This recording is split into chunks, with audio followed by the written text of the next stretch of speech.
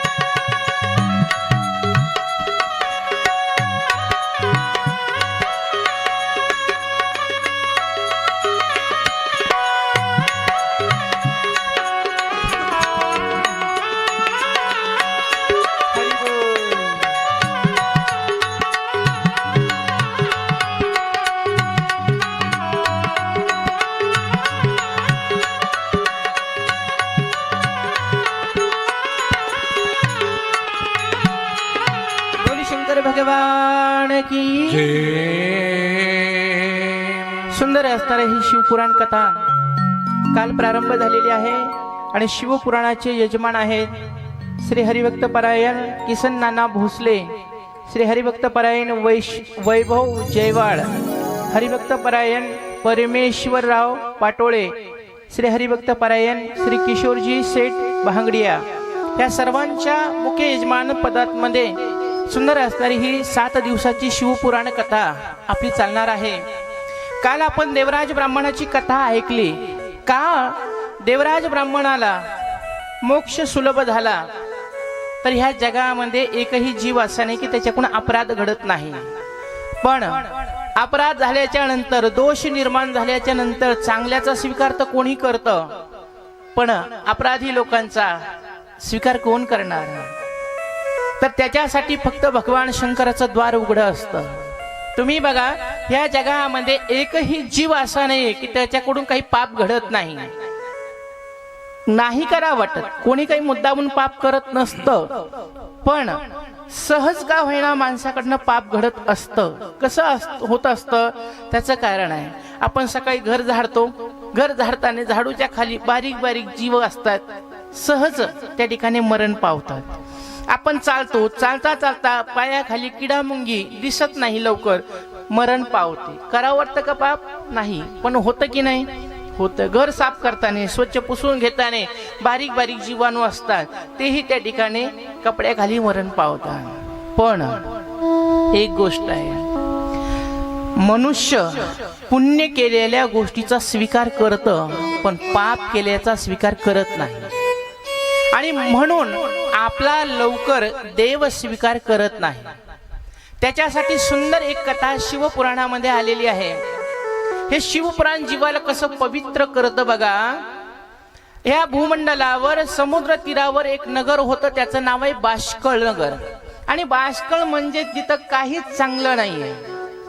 ज्या गावामध्ये सुंदर असणारे हरिभक्त परायण लोक नाही, ज्या गावामध्ये ब्राह्मण नाही, ज्या गावामध्ये कथा कीर्तन होत नाही, ज्या गावामध्ये अन्नदान होत नाही, त्या गावामध्ये बाष्कळ नगर असतं. आणि ते बाष्कळ नगर म्हणजे काय माहिती का? जिथं काहीच चांगलं नाही, सगळं काही अपवित्रच आहे. अशा बाष्कळ नगरामध्ये एक ब्राह्मण राहत होता, त्याचं नाव आहे बिंदुक.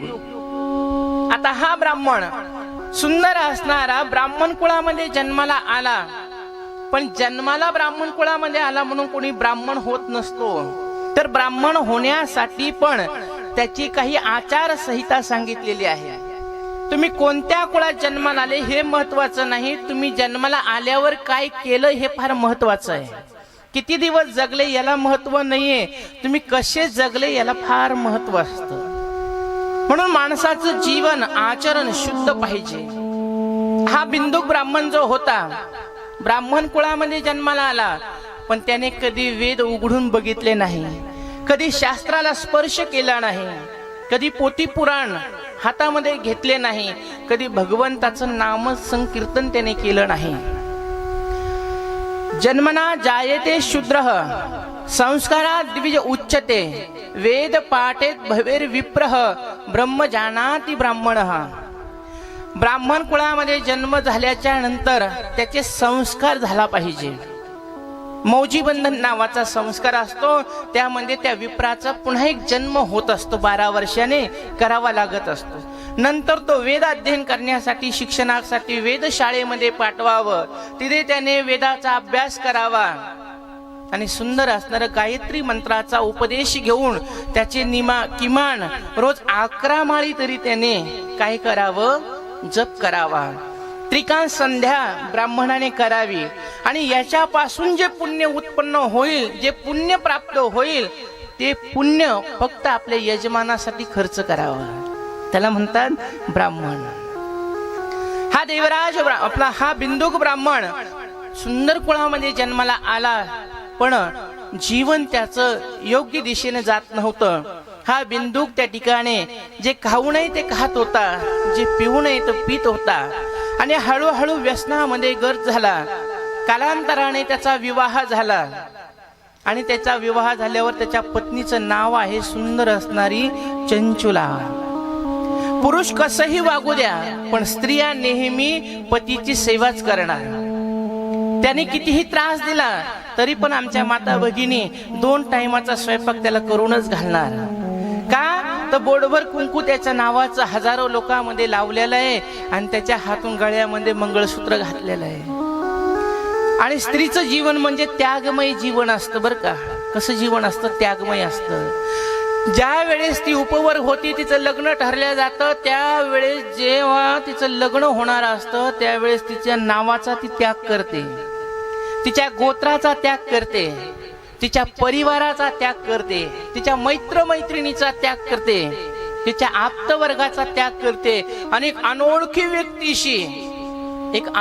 व्यक्तीशी त्या ठिकाणी गळ्यामध्ये हार घालून एवढे विश्वासाचे लोक ज्यांनी तळ हाताचा पाळणा करून आपल्याला सांभाळलं, कधी डोळ्यात आसू येऊन दिले नाही, इतकी काळजी आई वडिलांनी बहीण भावाने घेतली. एका क्षणामध्ये त्या परिवाराचा त्याग करून एखाद्या व्यक्तीचा स्वीकार करते आणि पुढचं सगळं आयुष्य त्या व्यक्तीसाठी जगत असते. मग त्या व्यक्तीचं पहिलं कर्तव्य आहे की जिना आपल्यासाठी त्याग केला तिच्यासाठी आपण काहीतरी चांगलं जगलं पाहिजे, तिच्या मनाची काळजी घेतली पाहिजे, तिला आपल्यापासून कायिक वाचिक मानसिक कोणत्याच प्रकारचं दुःख होणार नाही एवढा विचार केला पाहिजे. तर ते जीवन आहे. नसता त्या जीवनाला काही अर्थ राहत नाही. काय उपयोग होतो एवढा त्याग करून?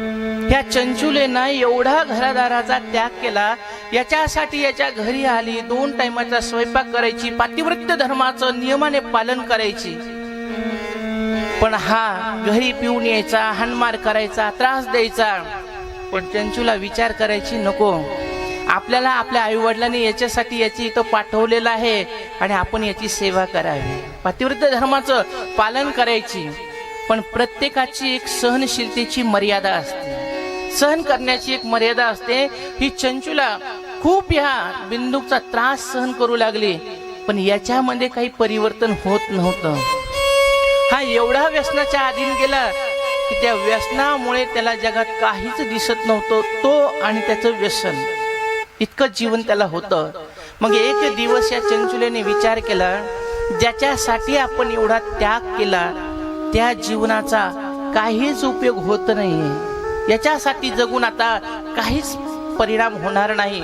म्हणून आपण आता स्वतःला बदलावं आणि आपण आपल्या मनाने जीवन जगावं. कारण की आपल्या तरी हातात किती दिवसाचं आयुष्य राहिलंय, आपल्याला पण एक दिवस हे जग सोडून जायचंय. मग याच्यासाठी तरी कवरं की जीवन जगायचंय. आणि त्या चंचुलाने स्वतःला बदललं. पण असं बदललं, तिने याचा त्याग जरी केला असता तर चांगला होता, पण हिना जीवन परमार्थिक जगायला पाहिजे होतं, हिना जीवन सात्विक जगायला पाहिजे होतं. पण हीच चंचुला स्वतःला बदलून त्याच्यासारखं जीवन जगू लागली. पातिव्रत्य धर्माचा तिने त्याग केला आणि ती पण व्याभिचारी जीवन जगू लागली. खाणं पिणं राहणं मौज मजा, देव नाही धर्म नाही पती सेवा नाही, सगळं जीवाला बदललं, पण विरुद्ध दिशेने जीवन जगू लागले. आणि असं करता करता मी तुम्हाला सांगितलं, व्यसनी माणसाला जास्त आयुष्य नसतं. आणि हळूहळू हळूहळू काळ बदलत गेला आणि तो बिंदुक ब्राह्मण जो होता तो त्या ठिकाणी मरण पावला. कारण की काय असतं, कोणतीही गोष्ट प्रमाणापेक्षा जास्त आपण सेवन केली किंवा जीवनामध्ये तिचा स्वीकार केला आणि त्याच गोष्टीच्या नादी राहिलं तर कधी कधी जीवनात ती गोष्ट विष बनत असते. आणि ह्या जगातल्या सगळ्या गोष्टीचा नाश आहे. भोगे रोग भयम, कुले चित्ती भयम, वित्ते नृपलाद भयम, माने दैन्य भयम, बले रिपु भयम, रूपे जराया भयम, शास्त्रे वादे भयम, गुणे खल भयम, कार्ये कृतांता भयम, सर्वे वस्तू भयान्वितः, पण भुवी नृणाम वैराग्य अभयम. ह्या जगामध्ये प्रत्येक गोष्टीला भीती आहे. बघा, तुम्ही जास्त भोग शरीरामध्ये घेत बसले, कोणते असो, जास्त भोग घेतले तर त्याच्यापासून रोग उत्पन्न होत असतो. भोगे रोग भयम, भोगाला रोगाचं भीव आहे, भीती आहे.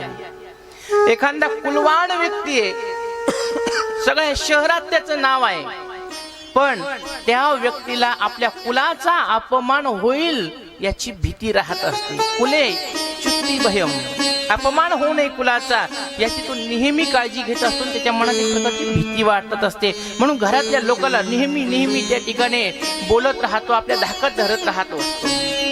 वित्ते नृपालात भयम, एखादा खूप श्रीमंत माणूस आहे पण त्याच्या मनात पुन्हा भीती असते की आपल्याला पुन्हा भिकारपणी येऊ नये, पुन्हा आपल्याला दरिद्रता येऊ नये, म्हणून तो नेहमी धनाचं रक्षण करत राहत असतो. माने दैन्य भयम, एखाद्या व्यक्तीला सगळ्या शहरामध्ये खूप मान आहे पण तो सदैव आपल्या मानाचं रक्षण करत असतो. का तर माझा कोणी अपमान करू नये म्हणून. मानाला, सन्मानाला अपमानाचं भय आहे. बलवान, एखादा व्यक्ती बलवान आहे पण त्याला कोणी हरवणारा रिपू शत्रू भेटू नये म्हणून त्याला त्याची भीती असते. या जगामध्ये सगळ्याच गोष्टी भयावंत आहे. आपलं जे रूप आहे, हे शरीर आहे, सुंदर देवाने दिलेलं आहे. या रूपाला सुद्धा भीती आहे. कशाची? कशाची भीती आहे? म्हातारपणाची.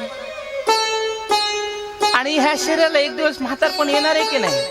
याला किती तुम्ही पार्लर मध्ये ना याची डिस्टिंग करा, महिन्याला 2000 रुपये घाला, पण एक दिवस हे शरीर म्हातार होणारच आहे. होणार आहे की नाही? बरं, आता सगळे लोक एवढी शरीराची काळजी का घेतात? बरं का घेतात? तुम्ही तर आशा बसल्या जस का हिमालयातून साधू आणून बसलेत माझ्या समोर. का घेतो आपण? माझं आहे म्हणूनच घेतो ने. प्रत्येकाला वाटतं की नाही हे शरीर माझं आहे? वाटतं की नाही? आता हे काही इंग्रजीमध्ये विचारलं की मी तुम्हाला? मराठीतच विचारलं ना. प्रत्येकाला वाटतं की नाही? बरं, आता तुम्ही मला सांगा, हे शरीर तुमचंच आहे म्हणूनच आपण काळजी घेतो की नाही? रोजाला आंघोळ घालतो, रोजाचा मेकअप करतो, रोजाला 2-3 टाइम चांगले काजू बदाम खाऊ घालतो, बरोबर आहे की नाही? सगळी काळजी कशामुळे? माझं आहे. आता माझं एक गोड प्रश्नाचं उत्तर तुम्ही द्या, मराठीतच विचारीन. हे शरीर जर का आपलं आहे तर मग तुम्ही याला म्हातारं का होऊन देता? का होऊन देता? का होऊन देता? बरं चला, आता इथं कोणी 25चं आहे, कोणी 30-35चं आहे, कोणी 50चं, कोणी 60चं आहे. म्हातारपण आलेल्या तारखेला तुम्हाला कळलं का कोणत्या तारखेला म्हातारपण आलंय म्हणून? ज्या म्हाताऱ्या आहेत आणि ज्यांचं बालपण गेलं त्यांना कळालं का कोणत्या तारखेला आपलं बालपण गेलं? कळालं का? पण तरी म्हातारं झाले की नाही? बरं, आपलंच असतं खरंच, आपला आपल्या शरीरावर अधिकारच असता तर आपण केस पांढरे होऊन दिले असतेत का? दात पडून दिले असते का? डोळ्याला चष्मा लागून दिला असता का? लागून दिला असता का? नसता लागून दिला. पण आपला हा गोड गैरसमज आहे, हे माझं आहे आणि याच्यामुळेच आपली फजिती आहे. याच्यामुळेच आपली सगळी फजिती चाललेली. आपण याच्याच नादी आहे, देवाच्या नादीच नाही आहे. आज आपण जरी परमार्थ करत असलो तर आपल्याला काय वाटतं? नीलकंठेश्वर भगवंता, तुझा महिन्याला अभिषेक घाल, 7 दिवसाची शिवपुराण ऐकल, 7 दिवस तुझ्यासाठी मी दान धर्म करल, पण बाबा मला याच्यातून एकच दे, ल्यावे खावे बरे असावे सदैव, हेच हवं करी संसारी. याच्यापेक्षा आपल्याला काही आवडतं का? नाही. आपला परमार्थ इथपर्यंत सीमित आहे, पण याच्याही पुढे एक परमार्थ आहे, त्याचं नाव आहे निष्काम प्रेम देवावर करणं. ज्याने निष्काम प्रेम देवावर केलं, देवासाठीच केलं, त्याला देव भेटत असतो. म्हणून ह्या रूपाला सुद्धा कोणाची भीती आहे? म्हातारपणाची. या जगामध्ये सगळ्याच गोष्टी भयान्वित आहे, पण एकच गोष्ट अभयवान आहे, तिचं नाव आहे वैराग्य. वैराग्याला कशाचीच भीती नाही. ज्याच्या जीवनात त्यागच आहे त्याला भीती तरी कशाची? असं सुंदर वर्णन शिवपुराणामध्ये केलेलं आहे. म्हणून ही जे आहे बिंदुक त्या ठिकाणी मरण पावला आणि एकटी चंचुला जीवन जगू लागले. पण तुम्हाला सांगू का, जीवन जगत असताना जीवनाचे पण काही वर्गीकरण शास्त्रामध्ये केलं. धिक्क जीवन, ज्याने आपलं जीवन सगळं व्यसनामध्ये घातलं, वाईट कृत्य करण्यामध्ये घातलं, याची टोपी त्याला, त्याची टोपी त्याला, कोणाला सुखाने जगून दिलं नाही, त्याला धिक्क जीवन म्हणत असतात. दुसरं जीवन आहे निंद जीवन. हे जीवन म्हणजे फक्त आपण आपल्या संसारापुरता आणि गृहस्थी घरापुरताच विचार करणं, मी आणि माझे लेकरं बाळ, बस. मला बाकीचं जग माहित नाही आणि मला शेजारी पाजारी माहिती नाही. फक्त आपल्या कुटुंबासाठी आणि मुलाबाळासाठीच जगतो, त्याला त्या ठिकाणी निंद जीवन शास्त्रामध्ये म्हटलेलं आहे. कारेदास होसी संसाराचा खरं, दुःखाचे डोंगर सोसावया, त्याचं त्या ठिकाणी कोणी नाव घेत नसतं. तिसऱ्या नंबरला सांगितलं स्तुत्य जीवन. हे स्तुत्य जीवन जे असतं, जे काही मला घरामध्ये प्राप्त आहे, धनद्रव्य, जे काही माझी तारुण्य अवस्था आहे, या तरुणपणात हातामध्ये जे काही आपल्या अधिकार आहे, त्या अधिकाराचा, सत्तेचा, संपत्तीचा आणि त्या तारुण्यपणाचा परोपकारासाठी जो व्यय करत असतो, परोपकारासाठी त्याला खर्च करत असतो, जोडून या धन उत्तम व्यवहारे असं जो जीवन जगत असतो, त्या व्यक्तीचं जीवन धन्य जीवन होत असतं. त्याला धन्य जीवन म्हटलेलं आहे. त्याच्यासाठी मग जग रडत असतं, त्याची नोंद इतिहास घेत असतं. म्हणून धन्य जीवन जगायचं असेल तर आपल्या हाताने परोपकार केलं पाहिजे. पाप म्हणजे काय आणि पुण्य म्हणजे काय, सोप्या भाषेत जर का सांगायचं म्हटलं तर त्या ठिकाणी सांगितलेलं आहे, पुण्य ते परोपकार, पाप ते परपीडा. आपल्यापासून दुसऱ्यांना कायिक, वाचिक, मानसिक जर कोणताही त्रास झाला तर त्याला म्हणत असतात पाप. आणि आपल्यापाशी जे आहे त्याच्यापासून जे लोकांना मदत करतात, परोपकार करत असतात, त्याला म्हणत असतात पुण्य जीवन. आता आपल्याला कसं जगायचं, आपल्या कोणत्या कॅटेगरीमध्ये बसायचं, आपला आपण विचार करायचा. ही जी चंचुला आहे, ही चंचुला त्या ठिकाणी संसारामध्ये उद्विग्न झालेली होती आणि एक दिवस गावातून गोकर्ण क्षेत्री सुंदर असणारी यात्रा निघालेली होती आणि तिने विचार केला, आपणही या यात्रेमध्ये सहभागी व्हावं. गावात तर आता कोणी आपल्याला चांगलं बोलत नाहीये, कोणी भिक्षाही वाढत नाहीये, म्हणून ही चंचुला त्या यात्रेमध्ये सहभागी झाली आणि त्या ठिकाणी सुंदर असणाऱ्या यात्रेमध्ये ती सहभाग घेऊन गोकर्ण महाबळेश्वराच्या क्षेत्री ती पोहोचली. यात्रेत माणसाने गेलं पाहिजे, जत्रेत नाही गेलं पाहिजे. जत्रा म्हणजे काय असते, काही काही लोक इथून इतक्या लांब हजारो किलोमीटरचा प्रवास करून पंढरपूरला जातात. ती यात्रा आहे. या आणि तरा तिचं नाव आहे यात्रा. या आणि तरा तिचं नाव आहे यात्रा. जा आणि मरा त्याचं नाव आहे जत्रा. जत्रात गेल्याच्या नंतर माणूस काय करत असतो, गेल्या की खेळ भासणे घे, लेकराला खेळायच्या वस्तू घे, कुठं घोंगड्याच घे, कुठं कंगव्या आरसेच घे, लेकरांचे कुळकुळच घे. हजारो किलोमीटर जायचंय पायी पायी आणि तिकडून ह्या गोष्टी घेऊन यायची. काय उपयोग आहे, गेल्याच्या नंतर काही उपयोग होत नसतो. यात्रेला गेली ही आणि तिथं गेल्यावर सुंदर असं समुद्राचं स्नान केलं. जगातल्या सगळ्या तीर्थाचं स्नान एकदाच घडवून घ्यायचं असेल तर समुद्र स्नान माणसाने केलं पाहिजे.